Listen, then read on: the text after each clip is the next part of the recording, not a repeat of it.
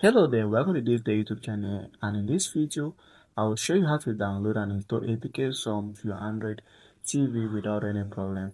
This should work on Android TV, Android TV box, or Google TV. And also, if you find the video helpful, please do well to encourage or support the channel, like, subscribe, and share for more important videos like this. So on your Android TV, what you need to do is to go over to download application.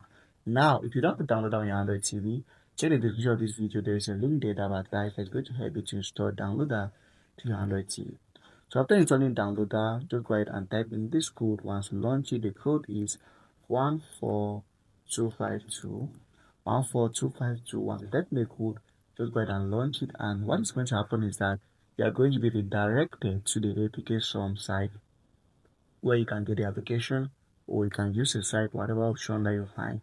So here is it. It's just going to redirect apksum.com, and of course it's a site where you can use to install APKs to your TV or even mobile devices without any problem. So here's how it should look like, and once you go over here, you can take out your time, search your package name for whatever you want.